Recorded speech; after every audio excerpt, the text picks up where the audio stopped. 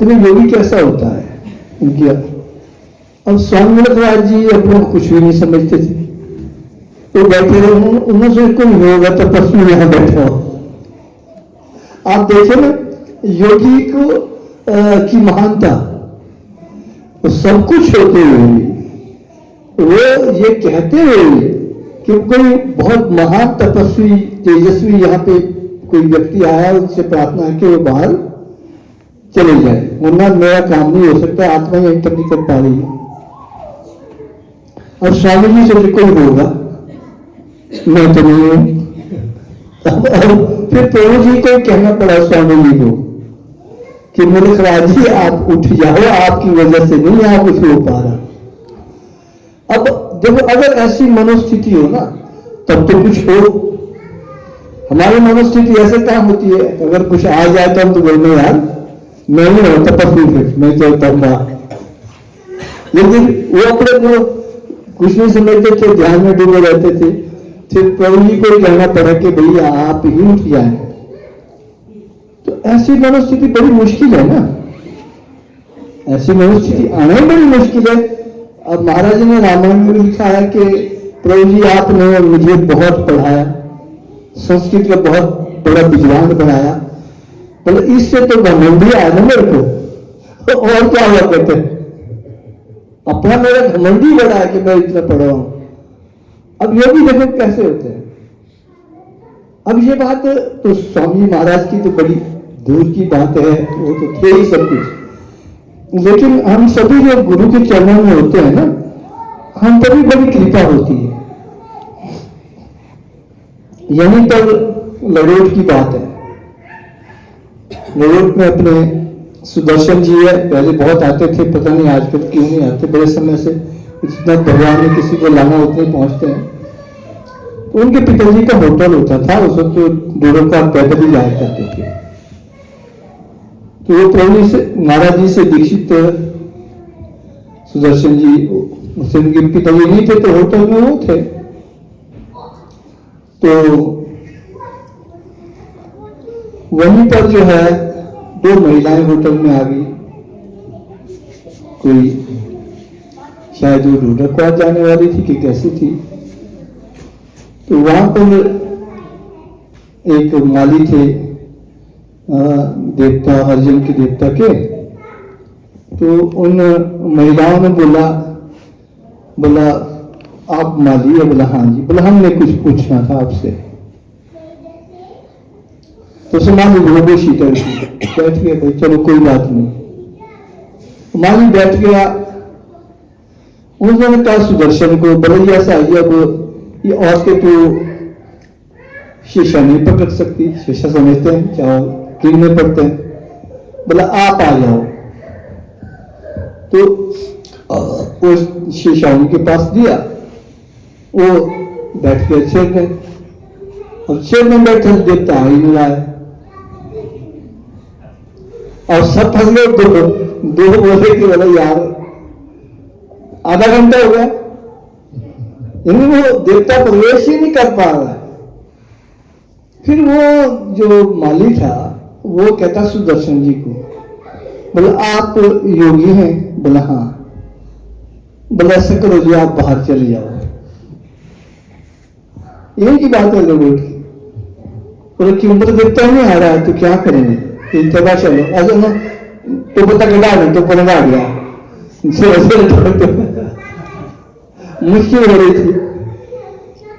बोला यार, फिर वो बेचारे दरवाजे के पास गया, बात तीन मिनट होती है, पहले दरवाजे पे पहुंचना वो शुरू हो गया माली।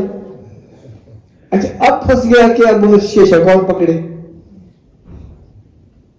अब उसके लिए मत चाहिए था, और तो बेचारे अब क्या करे।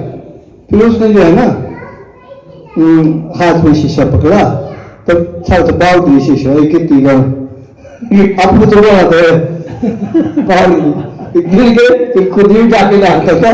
तो इस तरह से काम किया उन लेडीज का। कहने का मतलब है कि जो योग के, अब आप लगा सकते हैं आइडिया, आप सब जाते हैं बोला देव लगा दो, देव कहते से लगना है जहां योगी बैठा होता है। लग रहा है कि भाई वो तो अहंतर भी नहीं कर पा रहा अपने गुरु में भी, है ना, लगने की बातें बड़ी दूर है। तो ये जो रास्ता है, बेशक अपने को ही पता नहीं होता कि मैं कहां तक पहुंचा हूं, लेकिन साधारण नहीं है।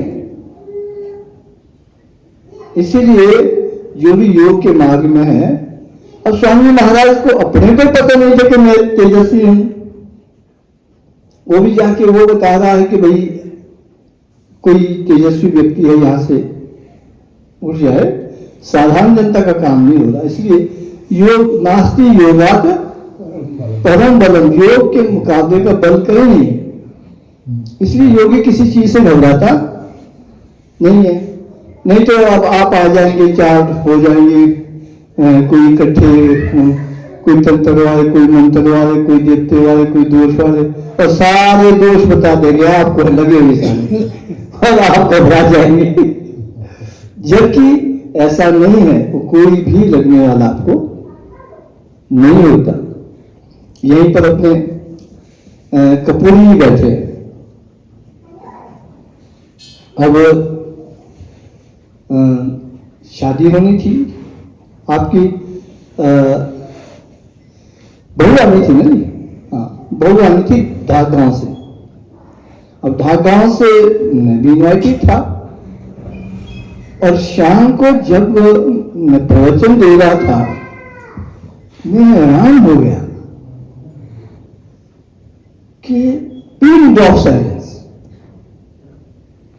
उसका पिन ड्रॉप साइलेंस थी, और सारे बाराती ना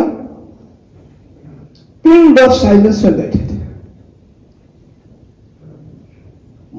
उसके बाद मुझे पूछना ही पड़ा कि मैंने कहा यार, ये जो ढाक गांव के लोग हैं, है ना, इतने चुप क्यों थे आज?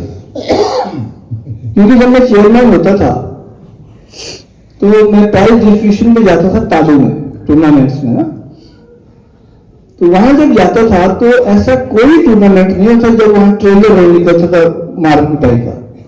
मेरे प्रवचन देते पटाखे होते थे बीच में लगे हुए, घर से बज रहे हैं, और मुझे पता था ये शराबी यहाँ पे हैं सभी, और ऐसा इलाका है वो तालू पर, फटाफट वहां पर पटाखे लग जाते थे एक दूसरे, कोई भी हर बार जब भी स्पीच देता था बीच में झगड़ा वहां, तो एक अहम बात थी मेरे लिए, वो आगे चले जाते थे परे।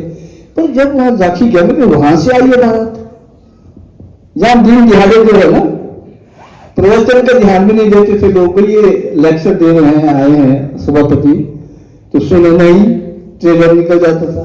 अरे ये चुप क्यों है? तो देखिए, जब वो बारात ढाक गांव से आ रही थी इनके यहां, तो वहां जीवाश्म देवता ना खुद प्रकट हो गया एक आदमी।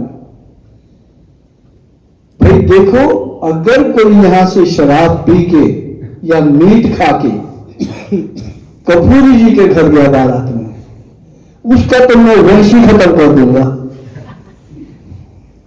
ये खुद बोला माली ने, जीवाश्म ने, कि उसका तो कुल नाश कर दूंगा, कहते हैं। अब जब सब आए तो किसी ने न शराब पी, लाग भी नहीं था बदलाया, तो चुपके से सुन रहे थे, पिन ड्रॉप साइलेंस। आप ये देखिए ना, तो कपूरी जी के पीछे कौन खड़े थे, और कपूरी जी इस परेशानी में से पता नहीं क्या होगा जी, मेरे पास आए थे कि पता नहीं ठाकुर साहब शादी बीत जानी चाहिए थी, ढाक गांव से ला रहा हूं। मैं कहा प्रभु ये भाई जो करने वाले हैं, और प्रभु जी ने जीवाश्म के मालिक को ही, जिस पर उनका विश्वास था, उससे ही कहला दिया कि इसको नाम लाई बत्ते सो बड़ा खानदाना खत्म कर दूं। तो शाम को बड़े शांति से, मैं खुद हैरान हुआ। फिर उन्होंने बात बताई कि पार देखते थे बोल रखा इनको, मुझे जब भाड़ा था तो देखने कहते कि तुम्हारा वंश खत्म कर दूंगा अगर तुम वहां इस तरह से जाएंगे। तो कहने का मतलब है, प्रभु जी का देवताओं को भी खौफ है। आपको जीवाश्म कैसे लगेगा भाई? वो तो बारातियों को बोल रहा है कि तुम अगर इस तरह से वहां गए तो शायद मैं न खत्म हो जाऊं। इसलिए मुझे बचाओ, तुमने अगर मेरे को बचा रहा है तो पार मत जाओ, मैं तुम्हें तुमको न बचने दूंगा। ये एक सिद्ध करता कि नास्ति योगात परम बलम। तो इसलिए हमारे पास भी आते हैं, बोले जी वो देवता लगा, भाई कुछ नहीं लगता आपको, आप निश्चिंत रहे, जो प्रभु पर विश्वास रखेगा उसको कुछ भी नहीं होने वाला है। तो हम जो है प्रार्थना करेंगे कल्पना शर्मा जी से, ये अपना